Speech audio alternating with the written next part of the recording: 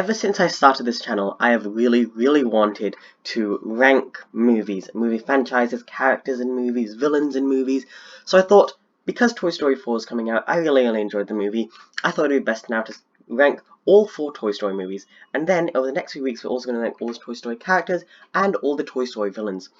There will be spoilers for Toy Story 4 in this video, and also spoilers for the original 3 Toy Story movies. So this is your spoiler warning right now. Hopefully you heed it, because if you don't, there's nothing I can really do. I do really recommend all Toy Story movies. There are no bad ones. So without further ado, let's jump right into it. Coming in at number 4 is the original Toy Story. I love this movie. It has great characters, great story, and great world building. The reason it's at the bottom of the list, however, is because it suffers from the first movie in a franchise problem. The characters in this movie are nowhere near as developed as they are in other movies. There's no way this movie could have gotten any higher because it's pretty much perfect with everything that's done and all the payoffs that happen in it. But because the characters in this movie aren't as well developed now as they are in the future, and I'm a very character-driven watcher, it's very difficult for me to put it any higher because I don't really enjoy it as much because it doesn't have a chance to take the characters in creative new ways. It's really well done with the simple storytelling and using the character of Buzz to show the watcher of the movie through this new world, set it up perfectly, and does a really good job in pretty much every category. But because of the lack of character development that we really get, apart from Woody and Buzz, and the other movies having a chance to develop a much bigger and more interesting cast of characters, it does have to be at the bottom of the list. But I do love this movie, and I would watch it any day of the week. And coming in at number 3 is Toy Story 2. The sequel and the other Toy Story movie with 100% Rotten Tomatoes was really good. It thinned down the herd and cast of characters, focusing more on different characters like Rex and the Potato Heads and the Piggy Bank, which made it a lot more interesting because there's more characters, more different relationships that we can focus on, and that made it really interesting and really fun to watch. The main thing that brings this movie down, however, is the villains. Al is just a really boring villain, and the Miner, while he's interesting and the way that he shows the viewpoint of toys is really interesting, the way other toys villains in the franchise, they all main aim is to be played with by a child, but the Miner, that's not his main aim, which kind of makes the Miner a really interesting character because he stands out from the crowd, but also it's not interesting as in we don't know really why he's different from every other toy. It might just be because he's never played with, but we don't really know. And what he gets his comeuppance in the end, and this movie has some of the best action sequences. I think every movie has kind of the best of some different aspects. 1 has the best character development for certain characters, 2 has the best action sequences, and I guess we'll tell you what the other movies do the best coming up. But number 2 is still a really great movie that I love, but the villains definitely drag it down a bit. And our runner-up for our first ever ranking is Toy Story 3. I spent so long trying to decide which one should go first, Toy Story 3 or Toy Story 4. The reason Toy Story 3 is at this point is because it's a perfect movie. There are so many great things about it. It has the most emotion of any Toy Story movie, with the ending sequence being so emotional and so intense that it's the standout moment of the movie. But a lot of people forget that the rest of the movie is also really well done.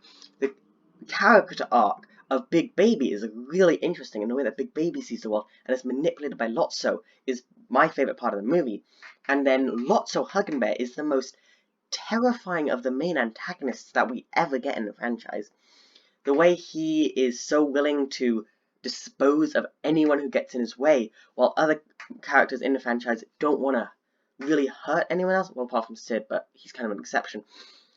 Lotso is willing to kill these other toys because they're getting in his way, making him such a terrifying villain. But it's also the emotion that kind of drags this movie down a bit. I'm not saying that I don't like the emotion, but this movie is a movie made for little kids, and while adults can really enjoy it, it's mostly marketed towards kids. So when I was watching this with my sister or any other little kids, there's always these emotional breakdowns when it comes to the ending scene, and they are inconsolable, and it just makes it a pretty uncomfortable movie watching experience. And I never really cry at that moment, because the whole cryingness of it is that they're going to die. I guess you could say that the worst part of it is them holding hands in the end, and that is a beautiful scene. I do love that just shot in the movie, and I think this is a really well thought out movie, and I really enjoyed it, and it was definitely the best of the Andy trilogy, but it wasn't the best Toy Story movie, because at number 1 is Toy Story 4. I was really skeptical when they announced this movie. Toy Story 3 had ended the trilogy so perfectly, and I absolutely loved that. And I didn't want them to carry on the franchise. I thought they should have just ended it at 3. But then I saw the Rotten Tomatoes score of this movie, and it was 100% when I saw it, which was crazy, because so few movies get 100%. It's incredible that this movie actually managed to reach that goal. So I was suddenly really excited for this movie, so I went to see it, and this movie was incredible. This is your last chance to avoid spoilers if you haven't seen the movie yet. It is a great movie, and I really recommend going into it blind. You could see the trailers, but going into it blind is incredible. There are so many great moments in this movie, and I'm going to be talking about them, and I don't want to spoil them for you. But this is your last spoiler warning, okay? That's it. Okay, moving on. So, the thing that I loved about this movie was it took the emotion of Toy Story 3, dampened it at the tiniest bit so it's manageable, and then added a lot more comedy. Ducky and Bunny were hilarious. They had one joke in the movie that I was laughing so hard at that I fell out of my seat at the cinema. It was so hilarious. Then the rest of the movie, the other characters that introduced are really well thought out characters. Bo Peep is really cool. Billy Goat and Gruff are all really cool characters. And I also really love Duke Kaboom and Keanu Reeves playing Duke Kaboom. I didn't really like the small, hoppy police officer that was with Bo Peep. She didn't really seem to add anything to the story apart from saying that Woody sucks, so Bo Peep will go back to him. But apart from that, I thought this was a really great movie. And the reason it's number 1 is because of the comedy. Because it's funnier than all the other Toy Story movies, which is what a kid's movie is meant to be, that makes it a lot more entertaining and a lot more fun to watch. But then the emotional moments hit just as hard.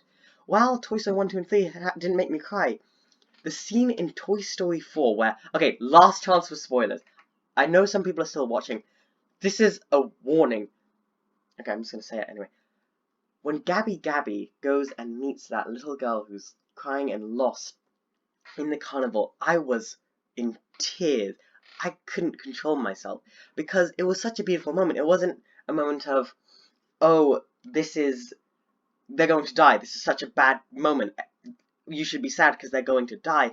This was a moment of Gabby has been set up as this character who really wants to be loved and wants to find someone to love them and that she can love. So in this moment of the movie, she finally finds that just as someone's scared and lost and alone, and at exactly the time that they need a toy and someone to be with them.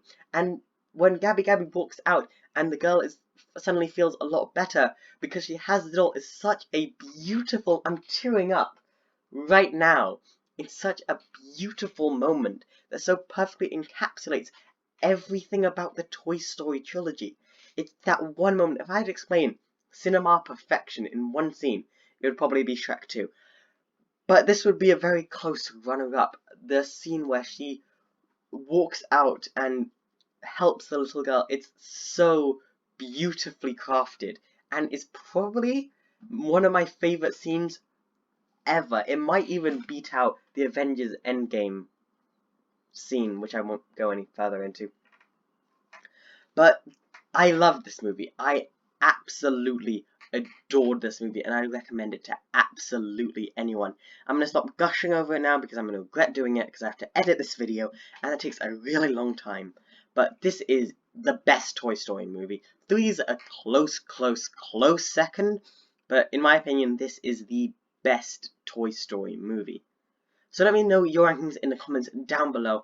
I will see you all in the future and have a dogtastic day.